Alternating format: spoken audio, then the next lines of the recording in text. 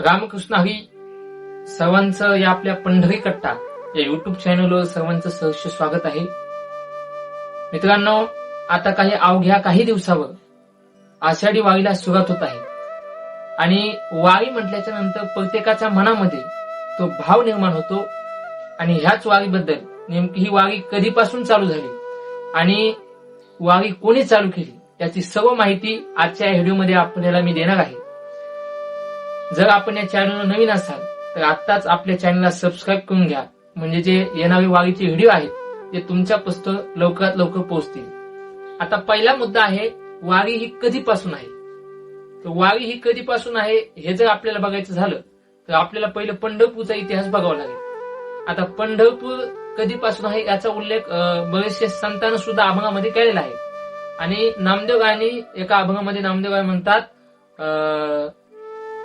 आधी रचिली पंढरी मग वैकुंठ नगरी, जेव्हा नव्हते चराचर तेव्हा होते पंढरपूर.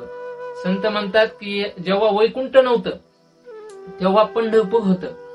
हा झाला संताचा पुरावा. आता दुसरा एक पुरावा द्यायचा झाला, 1273चा एक शिलालेख उपलब्ध आहे आणि त्या शिलालेखावर पंढरपूरचा फागणीपूर असा उल्लेख आपल्याला आढळतो.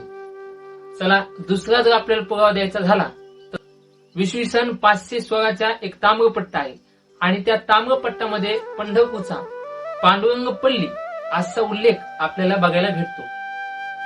हे झाली म्हणजे जवळजवळ 800 वर्षापूर्वीची ही गोष्ट आहे.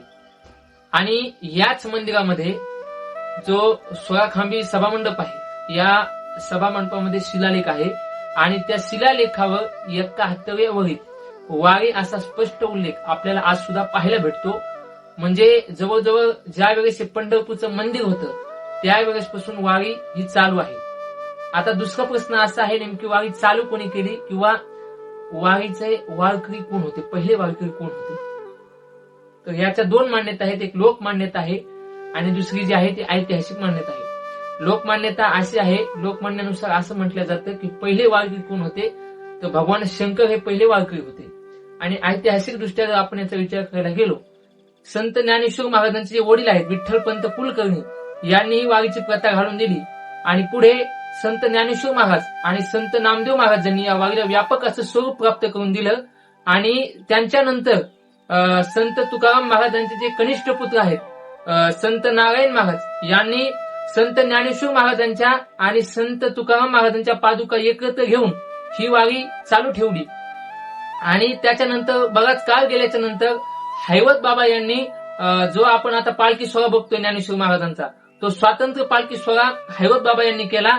जर तुम्हाला व्हिडिओ आवडला असेल तर लगेच चॅनल जाऊन सबस्क्राईब करा आणि असेच नवीन नवीन व्हिडिओ पाहण्यासाठी जवळच असलेल्या बेल आयकॉनला क्लिक करायला विसरू नका. आणि व्हिडिओ आवडला असाल तर लाईक करा, कमेंट करायला विसरू नका. रामकृष्ण हरी.